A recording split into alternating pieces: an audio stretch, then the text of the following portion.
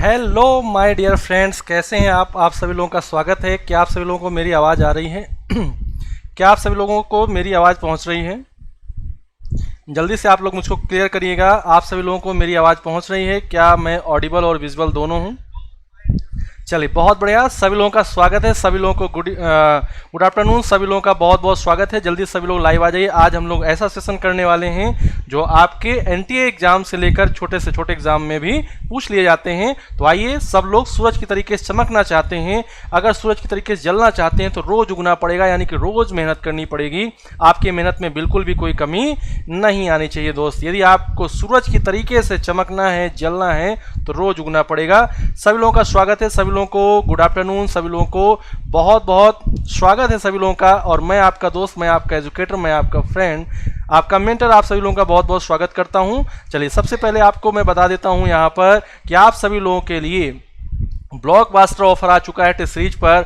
Y330 का आप use करेंगे ना, तो आपको सभी टेस्ट सीरीज पर मिलेगा 82% का ऑफ।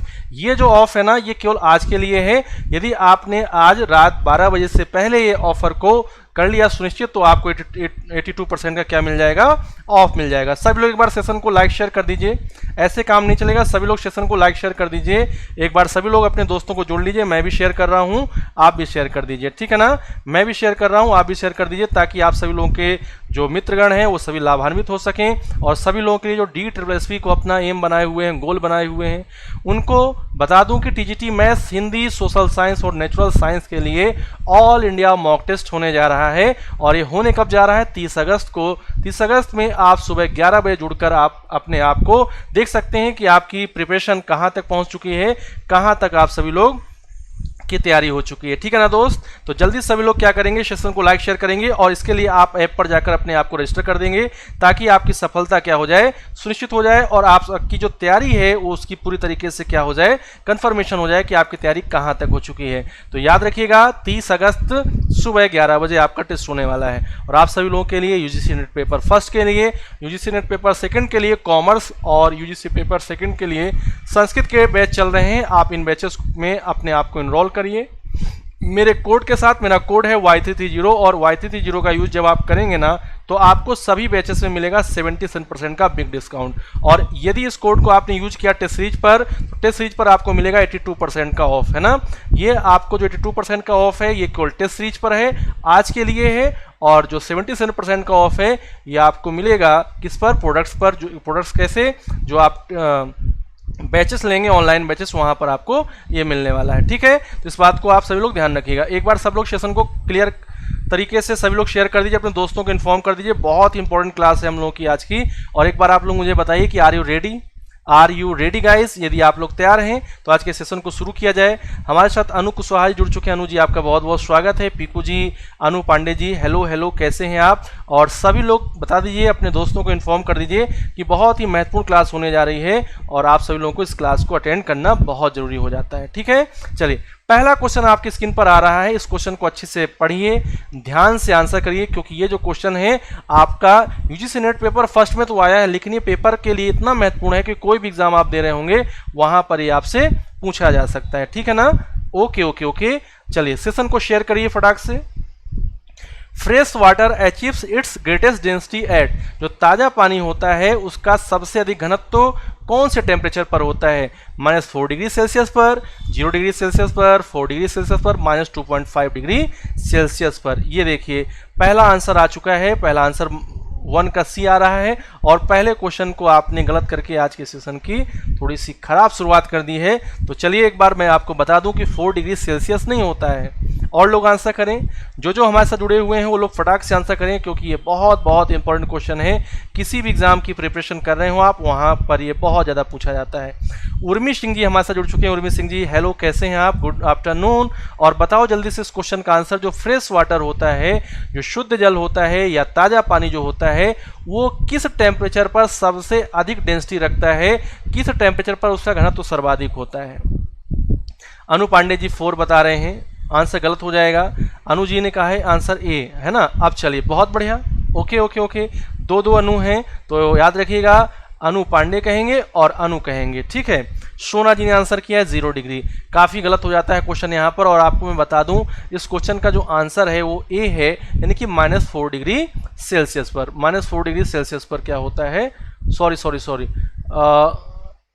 इसको आंसर जो कर रहे हैं बी। ओके ओके ओके, थोड़ा सा यहाँ पर मैं देख नहीं पाया था। इसमें जो आंसर है वो क्या है, सी है, यानी कि 4 ही है, लेकिन आपने आंसर चेंज कर दिया है, तो उसके लिए मैं कह रहा हूँ कि आपको आंसर चेंज नहीं करना है। ए होगा सर, कंफ्यूज हो गई। अरे आपने जो बताया था वो सही बताया था, अब आप वास्तव में कंफ्यूज हो गए हैं, ठीक है ना। मैंने आपको कंफ्यूज करने के लिए इतना सब कुछ सुना दिया, तो आपने आंसर अपने बदल दिए। याद रखिएगा, जब भी हम लोग बात करेंगे किसी भी नॉर्मल सब्सटेंस की बात करेंगे, तो उसमें ऊष्मा देंगे। यदि आप हीट देते हैं, उसको क्या देते हैं, हीट देते हैं, टेम्परेचर बढ़ाते हैं, तो क्या होगा, उसका होता है एक्सपेंशन। क्या होता है उसका? एक्सपेंशन होता है, विस्तार होता है, प्रसार होता है। एक्सपेंशन होता है, विस्तार होता है, प्रसार होता है। जबकि यदि आप बात करें किसकी, वाटर की बात करें, तो वाटर जो है एबनॉर्मल बिहेवियर शो करता है, असामान्य व्यवहार शो करता है। हाँ बिल्कुल, डरा दिया था, बिल्कुल। सुरभि वर्मा जी हमारे साथ जुड़ चुके हैं। सुरभि जी आपका बहुत बहुत स्वागत है, कैसे हैं आप? और वाटर जो होता है, इसको यदि आप हीट देते हैं, इसका टेम्परेचर बढ़ाते हैं, तो हीट देने पर ये क्या होता है, कॉन्ट्रैक्ट होता है। कॉन्ट्रैक्ट का मतलब होता है ये सिकुड़ता है। क्या होता है, ये सिकुड़ेगा, है ना। इसमें क्या होता है, संकुचन होता है, कम हो जाएगा। और संकुचन होने से जब आप 0 से 4 डिग्री सेल्सियस तक गर्म करेंगे, तो गर्म करने पर 0 से 4 डिग्री सेल्सियस के बीच में संकुचन होगा, जिससे कि इसका जो आयतन है वो क्या हो जाएगा, कम हो जाएगा, जिससे कि घनत्व तो क्या हो जाएगा, ज्यादा हो जाएगा, है ना। तो कितने पर होगा सबसे ज्यादा, 4 डिग्री सेल्सियस पर। 4 डिग्री सेल्सियस पर क्या होगा, 4 डिग्री सेल्सियस पर आयतन जो है वो मिनिमम हो जाएगा, वॉल्यूम सबसे कम हो जाएगा, आयतन कम। और याद रखिएगा, घनत्व जो है ये सर्वाधिक हो जाएगा। घनत्व क्या हो जाएगा, सर्वाधिक हो जाएगा, अधिकतम हो जाएगा, अधिकतम। और ये क्या हो जाएगा, न्यूनतम। यहाँ कम की जगह पर आप क्या कर लेंगे, न्यूनतम कर लेंगे। अब बताइए, गलत तो नहीं करेंगे ना, गलत नहीं करेंगे ना। मैं आपको कुछ इसमें दिखा भी देता हूं ताकि आप लोगों को क्लियर हो जाए। ओके, आइए यहाँ पर देखिए फटाक से। Tanya Sharma ji good afternoon, good afternoon, बहुत बहुत स्वागत है आपका, कैसे हैं आप? और अब बताइए कि अब आपको क्लियर है ना कि क्या होगा इसका आंसर? अब आपको क्लियर है क्या होगा इसका आंसर? तो यहाँ पर आप देख पा रहे होंगे 4 डिग्री सेल्सियस टेम्परेचर पर, ये 4 देख पा रहे हैं, 4 डिग्री सेल्सियस टेम्परेचर पर, यानी कि 4 एग्जैक्ट नहीं होता है, कितना होता है, 3.98 डिग्री सेल्सियस। इसको ध्यान रखिएगा दोस्त, बहुत बहुत इंपॉर्टेंट है। 3.98 डिग्री सेल्सियस, इसको हम लोग 4 डिग्री सेल्सियस कह देते हैं। इस पर वाटर की जो डेंसिटी होती है क्या होती है, मैक्सिमम होती है। जब डेंसिटी मैक्सिमम होगी तो यहाँ पर हम लोग कह सकते हैं मिनिमम वॉल्यूम। वॉल्यूम क्या होगा, मिनिमम होगा, मिनिमम वॉल्यूम। क्लियर है? Okay okay okay. देखिए यहाँ पर लिखा हुआ है water and specially notable irregular maximum density is at the water of water which reaches at the peak at 3.98 degree Celsius. Clear है? Okay okay. आइए क्वेश्चन नंबर नेक्स्ट पर चलते हैं हम लोग। क्वेश्चन नंबर नेक्स्ट को जल्दी से आप लोग बताइए। क्वेश्चन नंबर नेक्स्ट का फटाक से आप लोग आंसर करिए, बहुत बहुत ज्यादा इंपॉर्टेंट क्वेश्चन है। Which one of the following is not associated with the earthquakes? Which one of the following is not associated with earthquakes? यानी कि कहा गया है निम्नलिखित में से कौन भूकंप से संबंधित नहीं है? Focus, epicentre, seismograph, soils. बताइए क्या होगा आंसर फटाक से। इस क्वेश्चन को जल्दी से करिए। आप लोग केवल यूजीसी नेट को देखकर ये मत सोचिए कि आपके पेपर में नहीं आने वाला है या आपके लिए इंपॉर्टेंट नहीं है, बहुत बहुत इंपॉर्टेंट है, आपके एग्जाम के लिए बहुत ज्यादा इंपॉर्टेंट है सारे क्वेश्चन। सूर्य वर्मा जी ने कहा है 2 का डी, बहुत अच्छा। तानिया शर्मा जी ने कहा है 2 का डी, बहुत अच्छा। और लोग आंसर करें, जो लोग जुड़ते जा रहे हैं उनका स्वागत है और आंसर करते जाइए बच्चा, क्योंकि आंसर करेंगे तभी तो मुझे पता चलेगा कि आपको ये आ रहा है या नहीं आ रहा है, आपको ये आ रहा है या नहीं आ रहा है। जल्दी से आप लोग आंसर करते जाइए। स्वेल्स, बहुत अच्छा बहुत अच्छा। देखिए जो फोकस है जिसको हम लोग केंद्र कहते हैं, ये ईपी सेंटर जिसको हम लोग ऊपरी केंद्र कहते हैं, और सिस्मोग्राफ जिसको आप भूकंप सूचक केंद्र कहते हैं, ये जो हैं इन तीनों को आप याद रखिएगा, इनका संबंध किससे है? अर्थक्वेक से है, यानी कि भूकंप से है। यहाँ पर जो पूछा गया था वो ये पूछा गया था किसका संबंध अर्थक्वेक से नहीं है, तो इसका आंसर क्या होता है? डी होता है। आइए कंप्यूटर जी से आंसर मांग लेते हैं। कंप्यूटर जी क्या होगा इसका आंसर? कंप्यूटर ने आंसर किया है डी, कंप्यूटर जी ने आंसर किया डी, महातरंग। देखिए फोकस, ईपी सेंटर, सिस्मोग्राफ, ये तीनों चीजें संबंधित हैं किससे? अर्थक्वेक से, भूकंप से संबंधित हैं, जबकि महातरंग यानी कि स्वेल्स का संबंध भूकंप से बिल्कुल नहीं है, बिल्कुल भी ये संबंधित नहीं है। क्लियर है? चलो इतनी बात क्लियर हो गई है, तो आइए मैं आपको थोड़ा भूकंप से संबंधित कुछ इंपॉर्टेंट पॉइंट्स, कुछ इंपॉर्टेंट चीजें दिखा देता हूं, जिससे कि आप सभी लोग हमेशा याद रखिए। ये देखिए भूकंप है, ये भूकंप जब आता है तो कैसे कैसे आता है ये आप समझिएगा। भूकंप में एक केंद्र होता है जो पृथ्वी के नीचे होता है, एक केंद्र होता है जिसको हम लोग बोलते हैं, क्या बोलते हैं? जिसको हम लोग बोलते हैं ईपी सेंटर। क्या बोलते हैं? ईपी सेंटर बोलते हैं। जो ऊपर होता है उसको हम लोग बोलते हैं ईपी सेंटर, यानी कि आप इसको हिंदी बोलेंगे ऊपरी केंद्र। क्या बोलते हैं दोस्त? ऊपरी केंद्र बोलते हैं। और एक सेंटर जो होता है वो कहाँ पर होता है? वो फोकस पर होता है, जो कहाँ होता है? पृथ्वी के नीचे होता है। 2 का डी, इसको अच्छे से देख लीजिए। भूकंप में इस चीज को अच्छे से नोट कर लीजिएगा। भूकंप में, अर्थक्वेक में क्या होता है? एक केंद्र होता है, केंद्र जहां से भूकंप का जनरेशन होता है या स्टार्टिंग होती है, केंद्र होता है जिसको हम लोग बोलते हैं फोकस। क्या बोलते हैं? फोकस। और ये जो फोकस होता है ये कहाँ होता है? पृथ्वी के नीचे होता है। कहाँ होता है? पृथ्वी के नीचे, धरातल के नीचे होता है। और देखिए दूसरा क्या होता है? दूसरा होता है ईपी सेंटर। दूसरा क्या होता है दोस्त? ईपी सेंटर होता है। और जो ईपी सेंटर होता है उसको हम लोग क्या बोलते हैं? ऊपरी केंद्र, ऊपर की ओर। ये देखो समझ जाओगे ना, ऊपरी केंद्र का मतलब क्या है? ऊपर की ओर। और ये कहाँ होता है? पृथ्वी पर या सतह पर होता है, पृथ्वी या सतह पर होता है। क्लियर है? सतह पर होगा, पृथ्वी की सतह पर होगा। इतनी बात को आप लोग बता दीजिए, क्लियर है कि नहीं? उमेश कुमार जी कह रहे हैं क्लास कब कब चलता है? उमेश जी क्लास तो पर डे चलता है, 3:30 पर क्लास होता है, लेकिन जो मेरी क्लास होती है वो आपको फ्राइडे को मिलेगी। कब मिलेगी आपको? फ्राइडे को मिलेगी। यदि आप चाहते हैं कि आप यूजीसी नेट का पेपर, फर्स्ट पेपर दें, तो आप मेरे कोड का यूज करिए Y330 और यूजीसी नेट पेपर फर्स्ट के लिए अपने आप को इनरोल कर लीजिए, ताकि आपकी सफलता सुनिश्चित हो जाए। ठीक है? काकुल सिंह जी हमारे साथ जुड़ चुके हैं। काकुल जी नमस्ते नमस्ते, कैसे हैं आप? सेशन को लाइक शेयर करते रहिए सब लोग, और अच्छे से मेरे को आंसर करते रहिए कि यदि भूकंप की बात की जा रही है, अर्थक्वेक की बात की जा रही है, तो जो अर्थक्वेक में जो पृथ्वी के नीचे केंद्र होता है जहां से क्या होता है? भूकंप स्टार्ट हुआ होता है, भूकंप बोलते हैं, वहीं से भूकंप की उत्पत्ति हुई होती है, तो उसको हम लोग केंद्र यानी कि फोकस बोलते हैं। इंग्लिश में याद रखिएगा, फोकस पृथ्वी के नीचे होगा। और जो ईपी सेंटर है इसको हम लोग बोलते हैं पृथ्वी की सतह पर होगा, ऊपरी केंद्र बोलते हैं। क्या बोलते हैं? ऊपरी केंद्र बोलते हैं। ठीक है? आइए नेक्स्ट हमारा क्वेश्चन है, थर्ड क्वेश्चन, करिए जल्दी से। देखिए क्वेश्चन जो है आपके ईवीएस के लिए, हर एक एग्जाम के लिए बहुत बहुत इंपॉर्टेंट है।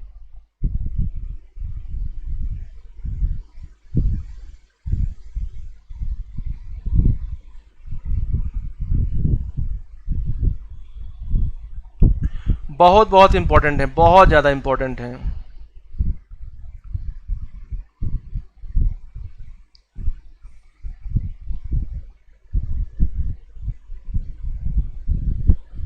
ठीक है? तो याद रखिएगा, आपसे क्वेश्चन जो पूछा गया है वो ये पूछा गया है कि the tallest trees in the world are found in the region. विश्व के सबसे ऊंचे वृक्ष किस क्षेत्र में पाए जाते हैं? जल्दी से आंसर करिएगा। थर्ड का बी आंसर आ रहा है। क्या बात है सुरभि जी, बहुत अच्छा पढ़ते हो। अनु जी ने थर्ड का ये आंसर किया है। हाँ, साइंस की इवनिंग में क्लास होगी, बिल्कुल क्लास होगी, अभी भी आप यहाँ पर पढ़ सकते हैं। ये जो आपके क्वेश्चन जो मैं आपको करा रहा हूँ ना, ये आपके हर एक एग्जाम के लिए बहुत बहुत ज़्यादा महत्वपूर्ण है। चलिए बताइएगा, tallest tree in the world are found in the region. विश्व के सबसे ऊंचे वृक्ष किस क्षेत्र में पाए जाते हैं? अनु पांडे जी आंसर कर रहे हैं थर्ड का बी। और लोग का आंसर करें, और लोग भी आंसर करें जल्दी से। आप लोगों के आंसर आते रहने चाहिए ताकि मुझे पता चलता रहे कि आप लोगों की कहाँ पर दिक्कत है, कहाँ पर समस्या है, कौन सी चीज़ है जो आप लोगों को क्लियर नहीं हो पा रही है। The tallest trees in the world are found in the region. Triyana ji B बता रहे हैं, बहुत अच्छा। अनु जी देखो, समझो हमारी बात को, याद रखिएगा कि आपको भूमध्य रेखीय क्षेत्र में जो पेड़ मिलते हैं वो बहुत घने होते हैं, लेकिन जो ऊंचे पेड़ मिलते हैं वो कौन से क्षेत्र में मिलते हैं? टेम्परेट रीजन में मिलते हैं, समशीतोष्ण क्षेत्र में मिलते हैं। तो इसको गांठ मान लीजिए, इस क्वेश्चन को। अच्छा क्वेश्चन है। विश्व के सबसे ऊंचे वृक्ष कहाँ मिलते हैं? समशीतोष्ण क्षेत्र में मिलते हैं, टेम्परेट जोन में मिलते हैं। क्लियर है? सब लोग एक बार बताइएगा, क्लियर है? जो इक्वेटोरियल रीजन होता है, जिसको हम लोग बोलते हैं भूमध्य रेखीय क्षेत्र, यहाँ पर घने जंगल मिलते हैं, लेकिन जो विश्व में सबसे ऊंचे वृक्ष की बात कर रहे हैं तो ये कहाँ मिलेंगे? समशीतोष्ण क्षेत्र में मिलते हैं। कहाँ मिलते हैं? समशीतोष्ण क्षेत्र में मिलते हैं। ओके ओके ओके ओके, बिल्कुल, बहुत बढ़िया, एकदम बहुत अच्छा है, और बी आंसर हो जाएगा। चलिए, good good good, very good very good. आ जाइएगा 4th नंबर पर। इस क्वेश्चन को आप सभी लोगों को करना है, क्योंकि ये जो क्वेश्चन है ना बहुत सिंपल है और आना चाहिए आप लोगों को, इसमें कुछ भी कठिनाई नहीं है। करिए सुरभि जी, जल्दी से आप लोग आंसर करिए। एक तरफ नेशनल पार्क्स दे रखे हैं यानी कि राष्ट्रीय पार्क दे रखे हैं, और दूसरी तरफ दे रखे हैं स्टेट्स यानी कि राज्य। किस नेशनल पार्क का संबंध किस राज्य से है, ये आपको ध्यान रखना है। किस नेशनल पार्क का संबंध किस राज्य से है, ये आपको ध्यान रखना है। याद रहेगा? चलो बताओ, जल्दी से क्लियर करो इसको। 4th का आंसर ए आ रहा है। ओके, बहुत अच्छा, आपने बहुत जल्दी से आंसर को देखकर कर दिया। चलिए और लोग करें आंसर।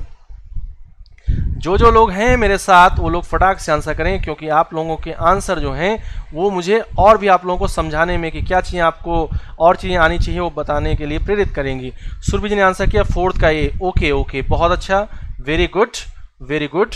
आइए पेरियार की बात कर रहे हैं। पेरियार नेशनल पार्क कहाँ है? केरला में। तो ये जो है कहाँ से मिलेगा? 2nd से मिल जाएगा। नंदन कानन जो है, इसका संबंध किससे है दोस्त? नंदन कानन का संबंध है ओडिशा से। नंदन कानन बहुत ज्यादा इंपॉर्टेंट। नंदन कानन वन्य जीव अभ्यारण्य, नंदन कानन नेशनल पार्क कहाँ है? ओडिशा में है। Corbett national park, Jim Corbett national park, इसका संबंध कहाँ से? उत्तराखंड में है। और आपको ये पता होगा कि Jim Corbett national park Bharat का पहला राष्ट्रीय उद्यान। यदि आपसे पूछा जाए भारत का पहला राष्ट्रीय उद्यान तो आप क्या बताओगे? जल्दी से बताओ। First national park in India, नाम बताना है आपको, तो आप बताएंगे क्या? Jim Corbett national park, first national park. Okay, हाँ, पेरियार को केरला से। अब आप समझ सकते हैं कितने सरल क्वेश्चन आपके यूजीसी नेट पेपर में आए हुए हैं, लेकिन आप लोगों को ध्यान रखना है इन सरल क्वेश्चन से भी क्या होता है, कभी कभी गलती होने की संभावना हो जाती है। सरिस्का टाइगर रिजर्व, इसका संबंध किससे? राजस्थान से, सरिस्का टाइगर रिजर्व। तो देखिए, ए को हमने मिलाया 2nd से, और ये केवल और केवल किस में है? ए पार्ट में, यानी कि एक भी यदि आप जान जाएंगे तो आपका आंसर सही हो जाएगा। Nandan Kanan Orissa, heli national park 1936। बहुत अच्छा, वेरी नाइस। चलो आप मुझको बताओ, जिन्होंने हेली बताया है उनको ये बताना है कि जिम कार्बेट नेशनल पार्क से कौन सी नदी होकर प्रवाहित होती है? कौन सी नदी है जिसको आप कहेंगे कि जिम कार्बेट नेशनल पार्क से होकर जाती है? टेल मी, कौन सी नदी है जो जिम कार्बेट नेशनल पार्क से होकर बहती है? फटाक से बताइएगा, बताइए बताइए फटाक से, कौन सी नदी है जो कि जिम कार्बेट नेशनल पार्क से होकर बहती है? आंसर करिए। पिंटू जी ने आंसर किया है ए। बहुत अच्छा, very good very good very good. Ramganga निकलती है जिम कार्बेट से होकर। कौन सी नदी बहती है? रामगंगा। बहुत अच्छा सुरभि, बहुत अच्छा अनु, गुड, वेरी गुड, है ना। अब आपको ध्यान रखना है जिम कार्बेट नेशनल पार्क से होकर बहेगी कौन सी? रामगंगा नदी। और जिम कार्बेट नेशनल पार्क कहाँ है? उत्तराखंड में है। भारत का सबसे पहला राष्ट्रीय उद्यान जिम कार्बेट नेशनल पार्क। नमस्ते नमस्ते शिफाली जी, कैसे हैं आप? अब आप जुड़ गए हैं तो आप क्वेश्चन के आंसर करते रहिए, और इसका आंसर ये है। बहुत सिंपल क्वेश्चन था। अब क्वेश्चन नंबर 5 का आंसर करना शुरू करिए। क्वेश्चन नंबर 5 का आंसर करना शुरू करिए फटाक से। पिंटू जी, ब्रह्मपुत्र वहां से नहीं बहेगी, ब्रह्मपुत्र बहती है काजीरंगा से। कहां से बहती है? काजीरंगा से। पिंटू जी, काजीरंगा से ब्रह्मपुत्र होकर बहेगी। ब्रह्मपुत्र है ना, गुप्त नहीं, Brahmaputra. Okay okay okay. Election of rural and urban local bodies are conducted and ultimately supervised by, अच्छे से पढ़ लीजिए, ग्रामीण और शहरी स्थानीय स्वशासन या स्थानीय निकायों के चुनाव आयोजित किए जाते हैं और अंततः इसकी निगरानी किसके द्वारा की जाती है, बताइए। ग्रामीण और शहरी, या कह सकते हैं आप अर्बन, रूरल और अर्बन लोकल बॉडीज में जो इलेक्शंस होते हैं उन्हें कौन कराता है और उनकी निगरानी किसके द्वारा होती है, जल्दी से बताइएगा। भारत चुनाव आयोग द्वारा, राज्य चुनाव आयोग द्वारा, जिला कलेक्टर और जिला मजिस्ट्रेट के द्वारा, संबंधित रिटर्निंग अधिकारी के द्वारा। टेल मी क्या होगा आंसर, फटाक से बताइएगा, जल्दी से आप मुझे बताइएगा क्या होगा इसका आंसर। भारत चुनाव आयोग, राज्य चुनाव आयोग, जिला कलेक्टर और जिला मजिस्ट्रेट, संबंधित रिटर्निंग अधिकारी। फटाक से आंसर करिए क्या होगा, फटाक से आंसर करिए क्या होगा इसका आंसर, जल्दी जल्दी बताइए, जल्दी जल्दी बताइए क्या होगा इसका आंसर। काफी लोग हैं जो बी बता रहे हैं और कुछ लोग सी बता रहे हैं। ओके ओके ओके, अच्छा मैं आपसे पूछूं कि पंचायती राज, पंचायती राज या पंचायतों के, ऐसे पूछ लेता हूं, पंचायती राज या पंचायतों के चुनाव, पंचायतों के चुनाव, पंचायतों एवं, अब देखिए जो शहर में होते हैं वहां पर क्या होता है, नगर पालिकाएं, नगर पालिकाओं, पंचायतों एवं नगर पालिकाओं के चुनाव कौन कराएगा, इसको आपसे पूछा गया है, उनकी निगरानी कौन करेगा, तो आप बता रहे हैं जिला कलेक्टर और जिला मजिस्ट्रेट। गलत हो जाएगा दोस्त, गलत हो जाएगा। इसका आंसर जो लोग बी कर रहे हैं वो लोग बिल्कुल सही हैं, B is the right answer. देखिए election commission of India, election commission of India जो कि आर्टिकल किसमें है, आर्टिकल जो किसमें है, याद रखिएगा किसमें है, इलेक्शन कमीशन ऑफ इंडिया जो आर्टिकल किसमें है, आर्टिकल 324 में है, किसमें, आर्टिकल 324 में है, याद रहेगा आपको, ठीक है ठीक है, आर्टिकल 324 में है ये, आर्टिकल 324 में है इलेक्शन कमीशन ऑफ इंडिया। और ये क्या करता है, याद रखिएगा, ये करता है भारत में राष्ट्रपति, उपराष्ट्रपति और लोकसभा, विधानसभा, राज्यसभा, विधान परिषद, इन सभी के चुनाव को संपन्न कराता है आर्टिकल 324। लेकिन जो राज्य चुनाव आयोग होता है, राज्य चुनाव आयोग ये क्या करता है, ये स्थानीय निकायों के चुनाव संपन्न कराता है। स्थानीय निकायों का मतलब हो गया लोकल बॉडीज, स्थानीय निकायों के चुनाव संपन्न कराता है। स्थानीय निकायों में कौन आ गया, ग्रामीण स्तर पर पंचायतें होती हैं और शहरी स्तर पर नगर पालिकाएं होती हैं। क्लियर है, ओके ओके ओके। अब आप लोग मुझको बताइए, एक क्वेश्चन बताइए अच्छे से कि पंचायतें जो हैं, पंचायती राज वो भारतीय संविधान के किस भाग में है, पंचायतें भारतीय संविधान के किस भाग में है, भाग बताना है आपको पार्ट बताना है किस भाग में है, फटाक से बताइए। पंचायती राज अनुच्छेद 40 में है, बिल्कुल सही बात है, अनुच्छेद 40 में है, ये डीपीएसपी के अंतर्गत आती हैं। अब आपको ये बताना है कि जो पंचायती राज है, यानी कि पंचायती राज रूरल लोकल सेल्फ गवर्नमेंट्स वाला जो पार्ट है वो भाग किस में है, संविधान के किस भाग में उसकी बात की गई है, और नगर पालिकाओं की संविधान के किस भाग में बात की गई है, बताइए जल्दी से फटाक से।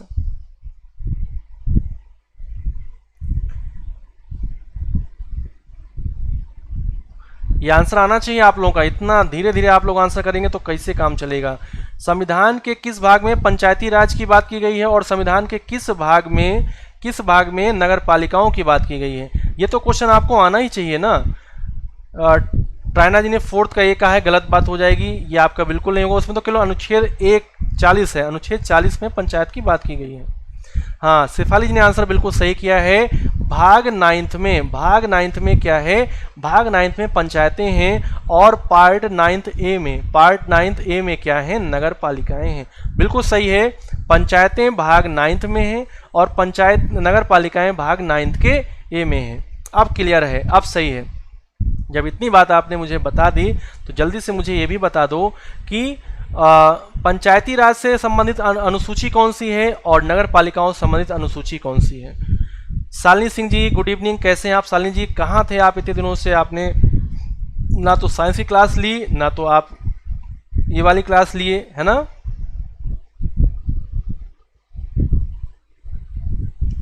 बताइए जल्दी से, आप बताइए फटाक से बताइएगा।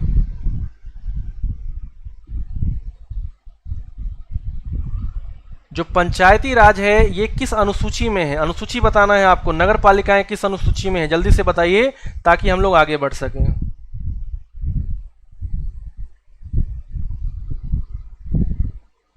करिए करिए, आंसर करिए, ऐसे काम नहीं चलेगा, बिल्कुल काम नहीं चलने वाला, ऐसे काम नहीं चलेगा दोस्त। आपको बहुत अच्छे से आंसर करने हैं, फटाक से आंसर करिए।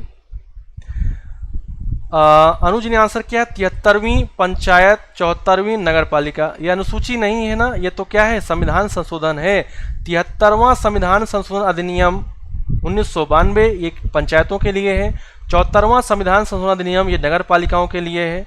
अब अनुसूची 12 में क्या है, 12 में है नगर पालिकाएं, और पंचायत किस में है, अनुसूची 11 में। अनुसूची 11 में पंचायत हैं और नगर पालिकाएं किस में है, अनुसूची 12 में है। बहुत बढ़िया, नगर पालिकाएं, बहुत अच्छा, very good very good very good. Computer ji answer बताइए, कंप्यूटर ने आंसर किया बी, बिल्कुल सही है। आइए क्वेश्चन नंबर नेक्स्ट पर, क्वेश्चन नंबर नेक्स्ट पढ़िए, क्वेश्चन नंबर नेक्स्ट।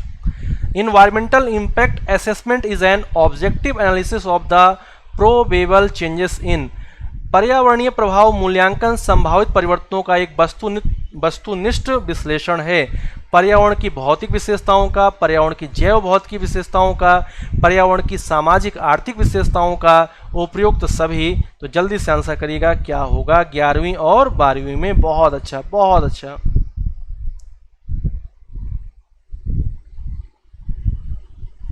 बताइए, इन्वायरमेंटल इम्पैक्ट असेसमेंट जिसको आप बोल रहे हैं पर्यावरणीय प्रभाव मूल्यांकन, इन्वायरमेंटल इम्पैक्ट असेसमेंट जिसको आप बोल रहे हैं पर्यावरणीय प्रभाव मूल्यांकन। अब आपको बताना है इसका जो संबंध है ये किससे है। इसका जो संभावित परिवर्तनों का जो वस्तुनिष्ठ विश्लेषण है उसमें परिवर्तन में कौन कौन सी विशेषताएं हैं, भौतिक विशेषताएं हैं या जैव भौतिक की विशेषताएं हैं या सामाजिक आर्थिक विशेषताएं हैं, यानी कि physical, biophysical, socio economic characteristic हैं या उपयुक्त सभी हैं, ऑल हैं।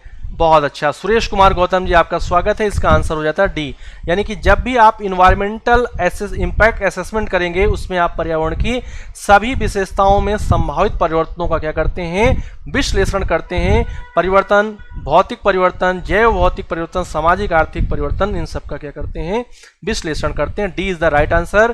कंप्यूटर जी आंसर कहीं है, डी बिल्कुल सही हो जाता है। चलिए आगे हम लोग चलते हैं, नेक्स्ट पार्ट पर आ जाते हैं। और नेक्स्ट पार्ट आपका नेक्स्ट क्वेश्चन जो है वो एक ऐसा क्वेश्चन है जिसकी आप इंग्लिश पढ़ोगे तो आपको लगेगा अरे वाह ये तो बहुत नया पॉइंट है, लेकिन जब आप हिंदी पढ़ेंगे तो आप जान जाओगे इस तो बहुत सिंपल सा क्वेश्चन है। बताइए जल्दी से, देखते हैं कितने लोग हैं जो इसका आंसर सही करते हैं, देखते हैं कितने लोग हैं जो इसका आंसर सही करने वाले हैं। फटाक से कर दीजिए।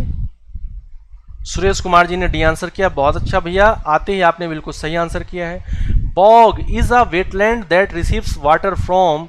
बॉग जिसको आप क्या कहते हैं, बॉग जिसको आप कहते हैं क्या, जिसको आप कहते हैं हिंदी में दलदल, क्या कहते हैं, दलदल कहते हैं। Bog is a wetland that receives water from nearby water bodies, melting, rainfall only और सी ओनली। जल्दी से आप लोगों को आंसर करना है, इसका आंसर क्या होगा। यदि आपसे पूछा जाए कि दलदल जो है एक आर्द्र भूमि है तो ये पानी कहाँ से प्राप्त करती है, कहाँ से प्राप्त करती है, जल्दी से आप लोग मुझे बताइए, कंफर्म करिए, जल्दी से बताइए फटाक से। अच्छा, पेपर बहुत अच्छा हुआ है, बहुत अच्छी बात है। और आप मुझे बताइएगा कि पेपर में हमारा कुछ पढ़ाया हुआ आया है या नहीं आया है। 7th का ये होगा, आसपास के जल निकाय से, nearby water bodies, melting, rainfall only, C only. बताइए, एक अच्छा क्वेश्चन हो सकता है। सुरेश जी आंसर कर रहे हैं 7th का ये, सुरभि जी आंसर कर रहे हैं, शालिनी जी ये आंसर कर रहे हैं, शेफाली जी भी आंसर ये कर रहे हैं, यानी कि सब लोग आंसर ये कर रहे हैं। क्या बात है, बहुत अच्छा, सब लोग एकदम एक तरफ जा रहे हैं, एक तरफा आंसर आ रहा है सभी लोगों का। अभी तक आप लोगों के आंसर में कोई बदलाव नहीं आया, सब लोग एक ही आंसर कर रहे हैं। पीकू जी आंसर कर रहे हैं सी, बहुत बढ़िया पीकू जी, क्या बात है, बहुत शानदार, आपको लाइक मिलता है मेरी तरफ से। जो दलदल है, बॉग जो है वो कहाँ से पानी प्राप्त करता है, याद रखिएगा, केवल वर्षा से पानी प्राप्त करता है, केवल वर्षा से। और आसपास के जल निकाय यदि जो आप लगा रहे हो ना, आसपास के जल निकाय, तो आसपास के जल निकायों में जो पानी पहुंच रहा है वो भी वर्षा से पहुंच रहा है। तो इसका जो मोस्ट एप्रोप्रिएट आंसर है वो क्या हो जाता है, केवल वर्षा हो जाता है। जो बॉग है, बॉग को ध्यान रखिएगा, बॉग है ना। बॉग को ध्यान रखिएगा, जो बॉग है ये कहाँ से पानी प्राप्त कर रहा है, दलदल जो है ये कहाँ से पानी प्राप्त कर रहा है, ये पानी प्राप्त कर रहा है केवल वर्षा से। ओके, बहुत बढ़िया पीकू जी, बहुत बढ़िया। आ जाइए क्वेश्चन नंबर नेक्स्ट पर आ जाइएगा। क्वेश्चन नंबर 8 को करके दिखाइए, आपके पेपर का 5 स्टार क्वेश्चन मैंने यहाँ पर रखा हुआ है, जल्दी से इसका आंसर करिए फटाक से।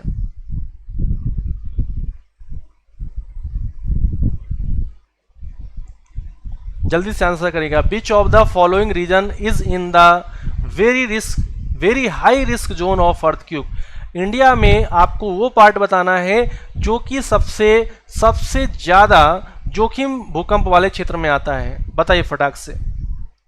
Which of the following region is in the very high risk zone of earthquakes, यानी कि जो अर्थक्वेक्स हैं, भूकंप हैं, उसमें सबसे जो रिस्की जोन है भारत में वो कौन सा है। सेंट्रल इंडियन हाईलैंड्स है, कोस्टल रीजन है, हिमालयन रीजन है और इंडियन डेजर्ट है। मध्य भारतीय उच्च भूमि है, तटीय क्षेत्र है, हिमालयी क्षेत्र है, भारतीय रेगिस्तान है। जल्दी से आप लोग उसको आंसर करिए फटाक से। Which of the following region is in the very high risk zone of earthquakes? बताइए फटाक से, देखते हैं कौन आंसर कर पाएगा। 8th का सी, बहुत प्यारा आंसर आया, सुरभि जी ने आंसर किया 8th का सी। सुरेश कुमार जी 8th का सी आंसर कर रहे हैं और लोग बी आंसर कर दिए हैं। Okay okay okay, thank you Shalini ji, thank you. 8th का आंसर आप लोग कर रहे हैं जो बी, वो गलत हो जाएगा। हिमालयन रीजन जो है ये भारत में सबसे अधिक जोखिम वाला क्षेत्र है भूकंप के नजरिए से या भूकंप की दृष्टि से।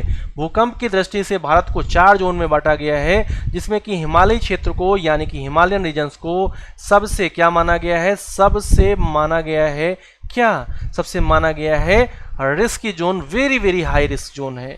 ठीक है, तो C part is the right answer. Computer ji answer पेश करो जल्दी से भैया। कंप्यूटर जी ने आंसर क्या किया है, सी आंसर किया है। तटीय क्षेत्रों में यास आया था बंगाल की खाड़ी में। यास क्या है बताओ, चक्रवात है या भूकंप है, चक्रवात है या भूकंप है। आओ मैं आपको भूकंप के बारे में यहाँ पर दिखा देता हूँ। यहाँ पर आप देख रहे होंगे कि जो इंडिया है, इंडिया इसको 4 सीस्मिक जोन में बांटा गया है, जोन 2, जोन 3, जोन 4 और जोन 5। आप रेड कलर का देख पा रहे होंगे, जो रेड कलर का पार्ट है वो सबसे हाई रिस्क जोन है, highest seismic zone. Seismic word seismography या सीस्मिक शब्द जो है वर्ड ये आप यूज करते हैं किसके लिए, यूज करते हैं भूकंप के लिए। किसके लिए यूज करते हैं, भूकंप के लिए यूज करते हैं, यानी कि अर्थक्वेक के लिए यूज करते हैं, याद रहेगा। ओके, अब देखिए जो लाल वाला पार्ट आपको दिख रहा है, जो लाल वाला पार्ट दिख रहा है वो आप यहाँ पर देख पा रहे होंगे। सबसे ज़्यादा जो आपको दिखेगा वो हिमालय में दिखेगा। कहाँ दिखेगा, हिमालय में दिखेगा, हिमालयी क्षेत्र में दिखेगा, हिमालयन रीजन्स में दिखेगा। अच्छे से देख लीजिए ताकि आप कभी इसके बाद कंफ्यूज ना हो। ये देखिए, ये वाला जो रेड वाला पार्ट दिख रहा है ना आपको, रेड वाला पार्ट जो है ये कहाँ पर है, ये हिमालय के क्षेत्र में, ये हिमालयन जोन। और कुछ पार्ट यहाँ पर देखिए, ये वाला जो है ये है गुजरात का भुज वाला पार्ट। और आपने देखी होगी मूवी भुज, आपने मूवी भुज देखी होगी, भुज में आया था बहुत भीषण भूकंप आया था, भीषण भूकंप है ना, यास चक्रवात है। ओके ओके ओके, यास नाम is given by Oman, yes, Yaas name is given by Oman and ताउते name is given by the Myanmar. Okay, clear है आप लोगों को, बोलो जल्दी से। इतनी बात यदि क्लियर है तो हम आगे चलें और एक क्वेश्चन आपसे पूछ लें, क्या आप सभी लोग जिस जोन में हैं, आप सभी लोग जिस क्षेत्र में हैं, क्या उसके लिए भी आप सिस्मिक जोन जानना चाहेंगे। यहाँ पर देखिए जो इस कलर का जोन है, ये इस कलर का जोन है, जो सबसे हल्का पीले रंग का जोन है वो है लिस्ट एक्टिव सिस्मिक जोन। और यहाँ पर आप देखेंगे कि जो गंगा से नीचे वाला जो भाग आ जाता है वो लिस्ट सिस्मिक जोन में आ जाता है, पीला जो हल्का पीला वाला भाग है ना, यस। ओके ओके ओके, कोई बात नहीं, कोई बात नहीं, परेशान नहीं होना है। आपसे यदि पूछा जाए दिल्ली, आपसे पूछा जाए हमारे देश की राजधानी जो दिल्ली है वो कौन से जोन में आती है, देखो दिल्ली कहाँ पर है, दिल्ली ये है, दिल्ली ये है। और ये जो आती है ये हाई सिस्मिक जोन में आती है। किस में आती है, हाई सिस्मिक जोन में आती है। सर क्लास का टाइम चेंज हो गया है? नहीं, बिल्कुल टाइम चेंज नहीं हुआ, 7 PM पर क्लास होगी। अभी ये नेट JRF या आप कह सकते हैं यूजीसी नेट के लिए क्लास चल रही है। सालिन जी 7 PM पर क्लास होगी, आप उसमें जरूर आइएगा, ठीक है। यहाँ पर आप पढ़ लीजिए, क्योंकि ये जो क्वेश्चन है ना, ये किसी एग्जाम एक एग्जाम के लिए इंपॉर्टेंट नहीं, सारे एग्जाम के लिए इंपॉर्टेंट क्वेश्चन है, ठीक है। ओके ओके ओके, आइए क्वेश्चन नंबर नेक्स्ट पर चलते हैं। तो जो दिल्ली है ये जोन 4 में आ जाएगा। किस में आ जाएगा? जोन 4 में आ जाएगा। दिल्ली में भी अच्छे खासे भूकंप आते रहते हैं, भूकंप यहाँ पर अच्छे खासे आते रहते हैं, ठीक है। अब क्वेश्चन नंबर 9 पर आ जाओ। बहुत अच्छा क्वेश्चन, बहुत शानदार क्वेश्चन, बताइए।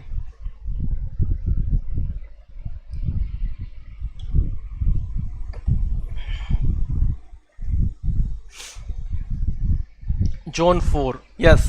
भारत में 4 जोन है, जोन 2, जोन 3, जोन 4 और zone 5।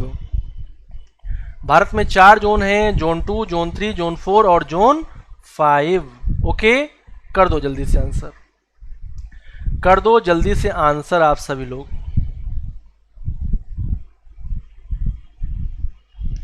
Match list first with list second and select the correct answer using the codes given below. एक तरफ इंस्टीट्यूट दे रखे हैं, दूसरी तरफ दे रखा है सिटीज, यानी कि कौन सी सिटी में वे इंस्टीट्यूट हैं। तो देखिए बहुत ध्यान से देखिएगा। सेंट्रल अरिड जोन इंस्टीट्यूट, जिसको हम लोग बोलते हैं केंद्रीय शुष्क भूमि संस्थान, केंद्रीय शुष्क भूमि संस्थान, central arid zone research institute. इसका पूरा नाम जो है मैं आपको बता दूं, इसका पूरा नाम है कजरी। ये जो पहला देख रहे हैं ना, इसको बोलते हैं कजरी। कजरी, कजरा और कजरी वो वाला नहीं, कजरी। कजरी का मतलब है central arid zone research institute, यानी कि केंद्रीय शुष्क भूमि अनुसंधान संस्थान। एक पूछा आपसे, स्पेस एप्लीकेशन सेंटर पूछा है आपसे, Indian institute of public administration पूछा है आपसे, और headquarters of Indian science Congress पूछा है आपसे। करिए। ओके ओके शालिनी जी, बहुत बढ़िया, वेरी नाइस। करिए आंसर, करिए करिए करिए जल्दी से आंसर। क्या होगा इसका आंसर? 9th का ये आंसर आया है। यहाँ पर सुरभि जी ने और सुरेश कुमार गौतम जी ने आंसर किया 9th का। आइए देख लेते हैं। Central arid zone research institute, इसको आप मिला देंगे किससे? इसको आप मिला देंगे जोधपुर से। किससे मिला देंगे? जोधपुर से मिला देंगे। जो कजरी है ये कहाँ पर है? जोधपुर में है। कजरी जो है ये कहाँ पर है? जोधपुर में है, जोधपुर में है। Okay,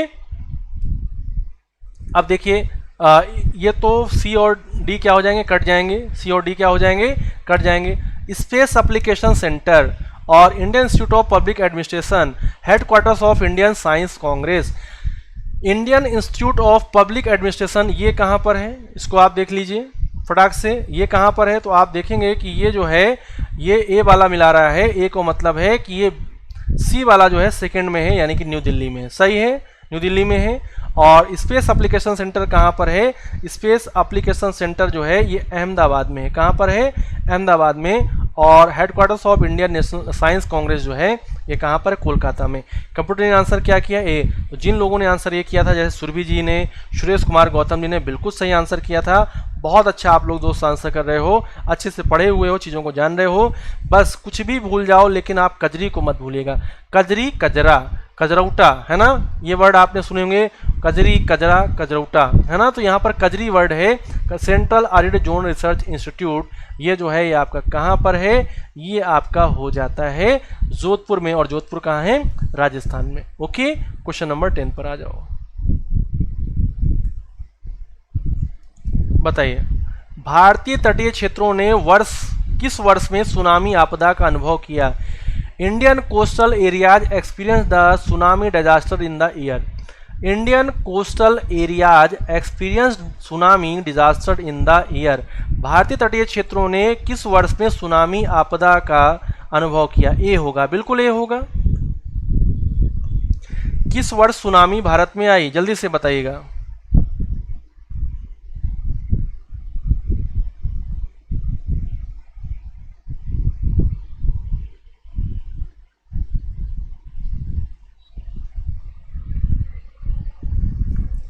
Indian coastal areas experience tsunami disaster in the year. बताइए। आप सभी लोग जानते होंगे कि जो भारत का तटीय क्षेत्र है, इस तरीके से आप देख पा रहे होंगे, इधर क्या है दोस्त? इधर है अरेबियन सी, अरब सागर है। इधर क्या है? अरब सागर है। इधर है बंगाल की खाड़ी, बे ऑफ बंगाल, बंगाल की खाड़ी है इधर, बे ऑफ बंगाल है, उधर है अरब सागर, इधर क्या है बंगाल की खाड़ी है। और ये दोनों किसका पार्ट है? ये दोनों पार्ट है हिंद महासागर का। एक ऐसा महासागर जिसका नाम किसी देश के नाम पर पड़ा है, वो अपना देश है हिंदुस्तान, और उसके नाम पर जो पड़ा है वह है हिंद महासागर। और हिंद महासागर हमारे देश के चरणों को धुल रहा है। ये जो तटीय क्षेत्र है, कोस्टल एरियाज है, मैं ऐसे ऐसे बना रहा हूँ। इन कोस्टल एरियाज में क्या हुआ? इन कोस्टल एरियाज में सुनामी पहुंचे, क्योंकि सुनामी जो है ये कहाँ पर आती है? ये समुद्र में आती है। कहाँ आती है? समुद्र में। तो समुद्र से तटीय इलाके जो हैं या समुद्र से लगे हुए इलाके हैं, वहाँ पर सुनामी पहुँचेगी। और इंडियन ओशन में सन 2004 में, इंडियन ओशन में सन 2004 में क्या आई? सुनामी आई। वही आपका यहाँ पर आंसर है बी पार्ट। इंडियन ओशन पूछें या भारतीय तटीय क्षेत्रों को पूछें, हमेशा आप आंसर करेंगे 2004। कंप्यूटर के आंसर क्या आया है? भुज का भूकंप 2001 है। बहुत अच्छा सुरभि जी। लेकिन यदि आपसे पूछा जाए कि सुनामी कब आई भारत में, तो आपको याद रखना है सुनामी आई है 2004 में। किस में आई है? 2004 में आई है। क्लियर है? आइए क्वेश्चन नंबर नेक्स्ट पर चलिएगा फटाक से। ये देखो भैया, देख लो भैया सुनामी। सुनामी केवल देखो, कभी महसूस मत करना, बहुत खतरनाक सुनामी है। सुनामी जो है अत्यंत खतरनाक प्राकृतिक आपदाओं में से आती है। सुनामी आप देखेंगे कि सुनामी में समुद्र तल जो होता है उससे 10-10 मीटर की ऊंचाई तक क्या उठती हैं? लहरें उठती हैं, और ये तटों की ओर तेजी से बढ़ती हैं, जिससे कि तट पर इतनी ज़्यादा हानि होती है कि उसकी क्षतिपूर्ति फिर नहीं हो पाती है ना। 2004 याद रहेगा। सुनामी को सब लोगों ने देखा। ये देखो और ये देखो, सुनामी से फिर अंदर पानी कितना तेजी से जा रहा है। इसमें स्पीड भी होती है, पानी की मात्रा भी ज़्यादा होती है, बहुत भयंकर हो जाता है ये सब कुछ। क्वेश्चन नंबर नेक्स्ट पर आ जाओ फटाक से। क्वेश्चन नंबर 11 का आंसर करो। Structure of earth system consist of the following, match list first with list second. Atmosphere, biosphere, hydrosphere, lithosphere. करिए आंसर। कि आपको ये होमवर्क दे देते हैं, या आपको क्या करते हैं? होमवर्क दे देते हैं, और अगले सेशन में इस होमवर्क को कराऊंगा आपको। ठीक है, अब आते हैं क्वेश्चन नंबर नेक्स्ट पर। The great Indian bustard is found in, महान भारतीय सारंग पक्षी पाया जाता है। टेल मी, क्या होगा आंसर? महान भारतीय पक्षी कहाँ मिलता है?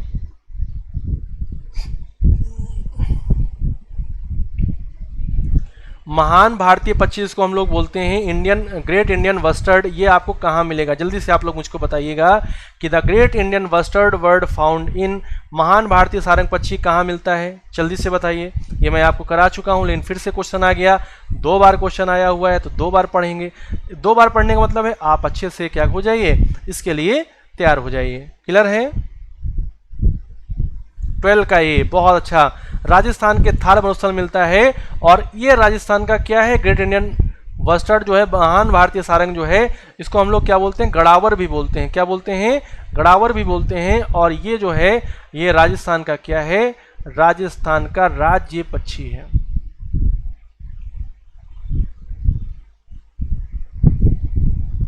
State bird of Rajasthan, state bird of Rajasthan. Keoladeo में ना केवलादेव में तो सारस मिलते हैं, सारस। यहाँ पर सारंग है, केवलादेव नहीं। ये मिलता है डेजर्ट नेशनल पार्क में। कहाँ मिलता है? Desert national park. ये नेशनल पार्क है राजस्थान में, डेजर्ट नेशनल पार्क। वहाँ मिलेगा महान भारतीय सारंग। वहाँ पर कौन मिलेगा? महान भारतीय सारंग मिलेगा, ग्रेट इंडियन बस्टर्ड मिलेगा। क्लियर है ये चीज़? आप लोग मुझको बताओ, क्या इतनी बात आप सभी लोगों तक पहुँच रही है मेरी? केवलादेव नहीं, अनु जी केवलादेव नहीं, सुरभि जी केवलादेव नहीं, केवलादेव नहीं है। राजस्थान में है डेजर्ट नेशनल पार्क, जिसको आप बोलते हैं, राजस्थान के थार मरुस्थल में है। वहां पर मिलेगा गड़ावर, जिसको आप बोलेंगे सारंग, महान भारतीय सारंग। आइए आपको महान भारतीय सारंग से मैं मिला दूं। आप लोगों ने इससे मिला होगा, पता नहीं मिला होगा, मैं आपको मिला देता हूं। A is the right answer. Question number को देखिए। क्वेश्चन नंबर में जो महान भारतीय सारंग है, नेक्स्ट क्वेश्चन के लिए हम लोग चलेंगे, उसको आप देख सकते हैं कितना सुंदर दिख रहा है। डेजर्ट नेशनल पार्क कहाँ है? राजस्थान में। क्लियर है? ओके, बहुत अच्छा, शानदार, जानदार, जबरदस्त। क्वेश्चन नंबर 13 पर आ जाओ। किसी एक का भी गलत नहीं होना चाहिए। भले यूजीसी नेट का पेपर आप नहीं दे रहे हैं या दे रहे हैं, उसकी कोई बात नहीं, लेकिन ऐसे क्वेश्चन हैं जो हर एक एग्जाम में पूछे जाते हैं। ये ऐसे क्वेश्चन हैं जो हर एक एग्जाम में पूछे जाते हैं। तो आप यहाँ से बहुत बहुत ज़्यादा क्या करने वाले हैं? बहुत बहुत ज़्यादा यहाँ से क्वेश्चन मिलने वाले हैं, बहुत ज़्यादा इंपॉर्टेंट क्वेश्चन मिलने वाले हैं, तो याद रखिएगा। सागर माथा राष्ट्रीय उद्यान किस पर्वत शिखर के पारिस्थितिकी तंत्र को संरक्षित करने के लिए स्थापित किया गया है?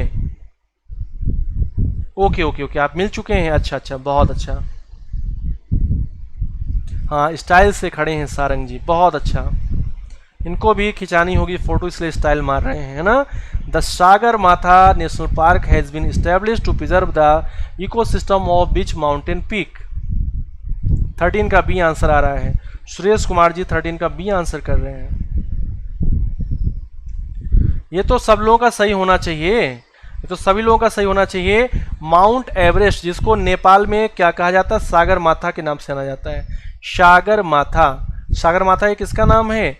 ये माउंट एवरेस्ट का नाम है सागर माथा। क्लियर है? बोलो दोस्त, सागर माथा जो नेशनल पार्क है ये क्लियर है? ये सागर माथा नेशनल पार्क ये किसके संरक्षण के लिए बनाया गया? माउंट एवरेस्ट पर जो पारिस्थितिकी है, माउंट एवरेस्ट पर जो बायोडाइवर्सिटी है उसको संरक्षित करने के लिए बनाया गया है। बिल्कुल बिल्कुल, A is the right answer, sorry B is the right answer. Everest पर्वत। कंप्यूटर जी आंसर पेश करो जल्दी से। कंप्यूटर ने आंसर किया है बी। आगे क्वेश्चन पर आते हैं, question number 14। Maximum suit is released from, अधिकतम कालिख किसके द्वारा उत्पन्न होती है या अधिकतम कालिख किसके द्वारा निकलती है? करिए आंसर। अधिकतम जो कालिख है ये कैसे निकलती है, कहाँ से निकलती है, जल्दी से आप लोग उसको बताएं। अधिकतम कालिख किसके द्वारा निकलती है? पेट्रोल वाहन के द्वारा, सीएनजी वाहन के द्वारा, डीजल वाहन के द्वारा, थर्मल पावर प्लांट के द्वारा। हाँ, 8850 बिल्कुल बिल्कुल सही है, 8850। Okay okay okay. Maximum suit, अधिकतम कालिख किससे निकलती है? पेट्रोल वाहन से, सीएनजी वाहन से, डीजल वाहन से, थर्मल पावर प्लांट से। सौरभ, सुरेश जी आंसर कर रहे हैं 14 का सी। सुरेश जी एक बार थोड़ा सा और देख लीजिए, थोड़ा सा और जांच परख लीजिए, इसका आंसर जो है वो क्या हो जाएगा? 14 का सी। पीकू जी भी आंसर किए हैं। मैं आपको बता दूं, सबसे ज़्यादा जो कालिख निकलती है, आप लोग देखे नहीं होंगे इसको, थर्मल पावर प्लांट से निकलती है। एनटीपीसी से पूछिए कि तुम कितना कालिख निकालते हो, तो कहेगा अधिकतम कालिख निकालता हूँ। जो क्वेश्चन पूछा गया है इसके लिए एग्जैक्ट आंसर क्या होगा? थर्मल पावर प्लांट हो जाएगा। 14 का डी। सुरभि, शालिनी जी, सुरभि जी, अनु जी, अनु पांडे जी, बहुत अच्छा। याद रखिएगा सालू शर्मा जी 14 का सी नहीं होगा, याद रखिएगा थर्मल पावर प्लांट, जो कि क्या बोले जाते हैं, इनको आप बोलते हैं थर्मल, तापीय विद्युत संयंत्र या तापीय ऊर्जा संयंत्र बोलते हैं। तापीय ऊर्जा संयंत्र, यहाँ से सबसे ज़्यादा क्या होती है? सबसे ज़्यादा सूट निकलती है, यानी कालिख निकलती है। तो कंप्यूटर ये आंसर पेश करो फटाक से। आंसर हो गया डी। आंसर क्या हो जाएगा? डी हो जाएगा दोस्त, डी। ओके, आइए क्वेश्चन नंबर नेक्स्ट पर आइएगा। बहुत सिंपल सा है, जल्दी से आंसर कर दीजिए फटाक से, फटाक से आंसर करिए। आप लोगों के आंसर जो हैं बहुत बहुत इंपॉर्टेंट हैं, करिए, क्लियर करिए जल्दी से आंसर।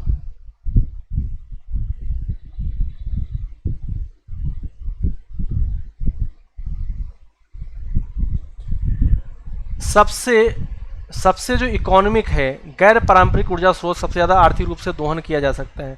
निम्नलिखित में से किस गैर पारंपरिक ऊर्जा स्रोत का सबसे अधिक आर्थिक रूप से दोहन किया जा सकता है? Which one of the following non conventional energy resources can be exploited most economically? यानी कि सबसे अच्छे तरीके से, सबसे अधिक आर्थिक फायदे में रहकर हम लोग कौन से गैर पारंपरिक ऊर्जा स्रोत का सबसे अधिक उपयोग कर सकते हैं? बहुत अच्छा सुरेश जी, एकदम मज़ा आ गया आपके आंसर देख के। शालिनी जी, अनु जी, सुरभि जी और लोग जितने लोग जुड़े हुए हैं, काहे नहीं आंसर कर रहे हैं? करो करो करो, जल्दी से आंसर करो, फटाक से आंसर करो। आप लोगों के आंसर जल्दी से आने चाहिए। 15 का ए, बहुत अच्छा। याद रखिएगा दोस्त, सबसे इकोनॉमिक जो है, जिसमें बहुत बहुत कम खर्चा है, वो है सौर ऊर्जा।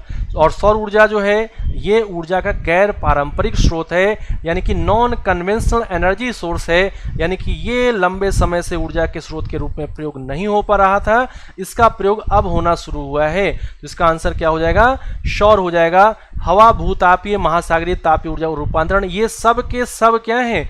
ये सब के सब नॉन कन्वेंशनल एनर्जी रिसोर्सेज हैं। लेकिन केवल और केवल आपसे ये पूछ के इन्होंने एक बहुत अच्छा क्वेश्चन पूछ लिया कि आर्थिक रूप से सबसे अधिक अच्छा कौन है? तो सौर ऊर्जा है ना। बाय अप्लाइंग सोलर पैनल, है ना, सोलर पैनल आप लगा देंगे तो आसानी से सौर ऊर्जा का उपयोग कर सकते हैं। ओके, तो ये हो जाते हैं आज के हमारे क्वेश्चन, जिसमें कि आंसर ये क्या होगा? 15 का ए। तो आप सभी लोग जुड़े रहिए हमारे साथ। DSSB को यदि आपने अपना लक्ष्य बना रखा है, अपने सफलता के लिए आप चाहते हैं कि अब कुछ हमको टिप्स मिल जाएं, कुछ अच्छी चीज़ें मिल जाएं जिसको आप पढ़ लें लास्ट टाइम पर, उसके लिए आप सफलता बैच को ज्वाइन करिए। मेरा कोड यूज करिए Y330। आप यहां से आप इनको ले लीजिए और आपको यहां पर 77% का ऑफ भी मिलेगा। आपको सब कुछ मिलेगा, ऑफ मिलेगा, 77% का भी मिलेगा। ठीक है, इसके बाद आप सभी लोगों से ऐसे ही मैं इंपॉर्टेंट सेशन के साथ मिलता रहूँगा। 3:30 बजे यूजीसी नेट पेपर फर्स्ट के लिए मिलते हैं हम लोग, और शाम को 7 PM पर हम लोग मिलते हैं सीटेट, यूपीटेट, रीट और सुपरटेट के एग्जाम में आने वाले साइंस पोर्शन को मैं लेकर आता हूं। तो आप सभी लोग वहां पर भी मुझसे जुड़िए। क्लास आपको कैसी लगी, आपको यहां पर कुछ सीखने को मिला या नहीं मिला, जरूर से ज़रूर आप कमेंट बॉक्स में कमेंट कर दीजिएगा। कमेंट बॉक्स में कमेंट ज़रूर से ज़रूर कर दीजिएगा, ताकि मुझे लगे कि आप लोगों ने अच्छे से सीखा, समझा है। ठीक है, तो आज के सेशन को हम लोग यहीं पर समाप्त करते हैं। आप सभी लोगों का बहुत बहुत धन्यवाद दोस्त, थैंक यू। शाम को 7 बजे यदि आप यूपीटेट, सुपरटेट, सीटेट, रीट की तैयारी कर रहे हैं तो शाम को रोजाना 7 बजे जुड़ना मेरे से ना भूलें। तो मिलते हैं आपसे आज ही शाम को 7 बजे। तब तक के लिए आप सभी लोगों का बहुत बहुत धन्यवाद, थैंक यू, धन्यवाद, नमस्कार, जय हिंद, जय